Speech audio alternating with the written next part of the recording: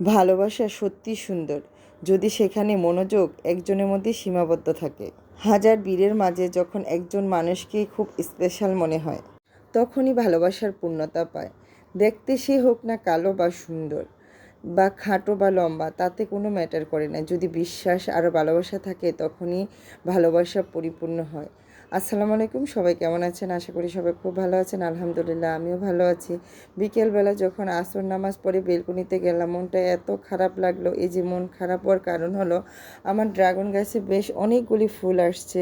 তো ফুল মানে তো ফল হওয়া, প্রায় 16টা ফুল আসছে। এত আনন্দিত, প্রতিদিন তাকিয়ে থাকি, এত ভালো লাগে। আজকে যখন রৌদ্রর এত বেশি উঠেছে, তখন দেখি অনেকগুলি ফুল এরকম হলুদ হয়ে জ্বরে যাচ্ছে।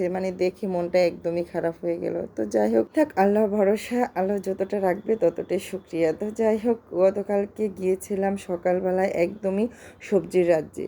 সেখানে গিয়ে আমার তো মনটা একদমই ভরে গেছে। বাজারে এত পরিপূর্ণ দেশি সবজি ভরা, কোনটা রেখে কোনটা কিনবো দেখি মনটা ভরে যাচ্ছে। চিচিঙ্গা, চাল কুমড়া, বরবটি, যেটা দেখি সেটা কিনতে ইচ্ছে করতেছে। তারপর সাথে অল্প কিছু চিংড়ি মাছ, মাগুর মাছ, সাথে দুইটা, যে মাছটা আমি একদমই খাই না, তেলাপিয়া মাছ। এটা একদমই আমার অপছন্দ, আমার বাচ্চারাও খায় না, কিন্তু মাছওয়ালা জোর করে দিয়ে দিল। যাই হোক, খেয়ে দেখবো কেমন লাগে।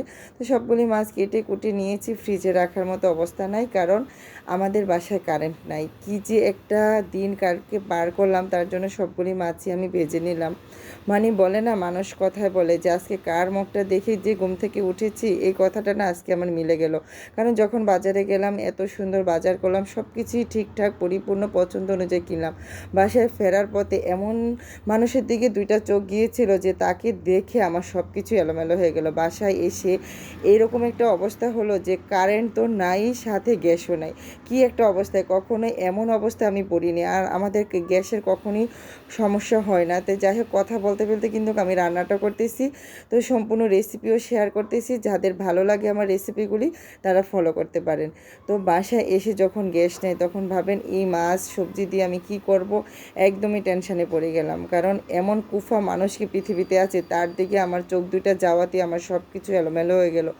পুরো দিনটাই আমার এলোমেলো হয়ে গেল। আর বোঝেন, যে সংসারে উনি আছে, সেই সংসারটা কি অবস্থা। সেই সংসারটাতে একদম তছনছ হয়ে, একদম এলোমেলো হয়ে অবস্থা খারাপ হয়ে গেল। সব কিছু চারদিকে ছড়িয়ে ছিটিয়ে সব নষ্ট করে দিল।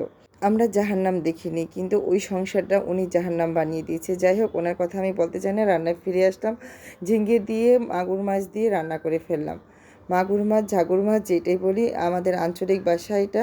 তো যাই হোক, এটা দিয়ে সুন্দর করে মাছগুলি ভেজে তারপরে ঝিঙ্গে দিয়ে রান্না করলাম। আর এদিকে মাগুর মাছের মাথার অল্প কিছু চিংড়ি দিয়ে চাল কুমড়ো রান্না করতেছি। দুইটাই সবজি, জানি না আজকে আমার বাচ্চারা খাবে কি না। আর গ্যাসের অপেক্ষা করতে করতে কিন্তু আমি একদম নিবো গ্যাসে রান্না করতেছি। অল্প কিছু আছে, অল্প সবজি ডাকনা দিয়ে রান্না করতেছি।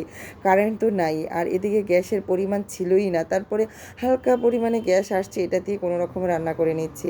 আর এই কারেন্ট যে আসছে জানেন, সকাল 6টায় গেছে, রাত 11টায় আসছে। সারাদিন আমাদের কি একটা অবস্থায় ছিল। আমার আপু ঢাকাতে সারাক্ষণই গ্যাসের সমস্যা ভোগ করে, প্রতিদিনই।